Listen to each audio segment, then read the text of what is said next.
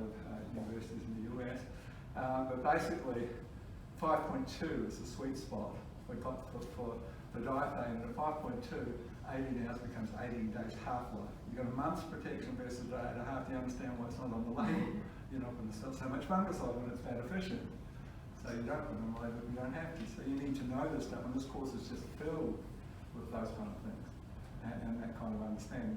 Understanding that if you want disease protection and reduce the need for fungicides, the very first, and insect resistance for that matter, the very first thing you're going to think about is, well, how does it work? Well, if the fungal disease, if it's rust on your cereal crop or whatever, has got to drill through quite a substantial cell wall to get to the yolk in the centre of that cell. The cytoplasm is the yolk, it's a food source.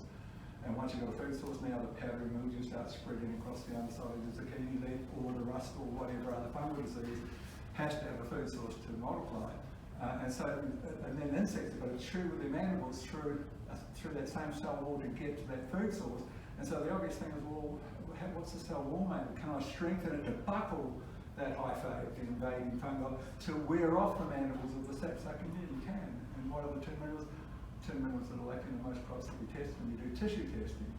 And the two minerals are calcium, equally important, calcium and silica. Now calcium, why is calcium so deficient? Because we work with teams of agronomists in 57 countries, and calcium is almost always needed on a leaf test. But when you want it at luxury levels, to have that protection and many other things that calcium does, and it is almost always lacking in terms of the ideal levels. Why? Because if you overdo nitrogen, it shuts down calcium.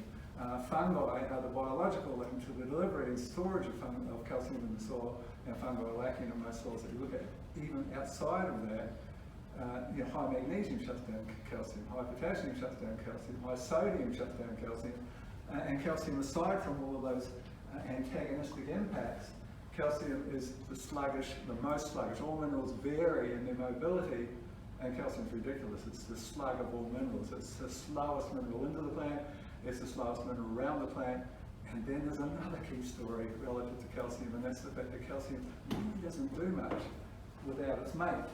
There's a synergist that drives calcium doing all of the things that we need calcium to do, and that synergist is called boron. Calcium simply does not do what it's supposed to do without boron. I was working in New Zealand. There's a bloke there with 22 centre pivots on the Canterbury Plains growing for crops for his dairy farms and cereal crops.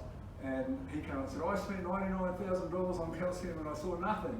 And he said to me accusingly, as if I'd ever met him before or suggested that he do it, but he realised he was taking calcium off of the milk, and so I came and I put it back. He must have recognised it's an important mineral, but saw no response. I said, show me your soil test. So he had a whole folder full of them out in the he brought them back on lunchtime, and there was less than 0.1. You can't measure less than 0.1. You're aiming for 1 part per million minimum of boron in the soil. You can't measure less than 0.1 with the conventional measuring techniques, and they were less than 0.1 in every block. I said to him, you haven't wasted the money on the line. You need to put some boron through your centre pivots, put some humic acid with it, which creates a stable, unleachable boron humate, and it's an inexpensive thing to do. And about 6 weeks later, I got a phone call from that bloke. I gave him my number. Oh my God, now I know what you mean. So the saying is calcium, the trucker of all minerals, and boron, the steering wheel. Now, if we look at calcium's role in cell strength, how does that work? Well, it involves a substance on the cell called calcium pectate, which is like this armor layer that protects and stops infection, stops diseases. But calcium pectate is made from calcium and boron. Without boron, you can't make it. So that whole role of calcium is down the tube if you haven't addressed boron. So you start to see the pieces fall together, and this is just a tiny smattering of the kind of concepts that can be of value. So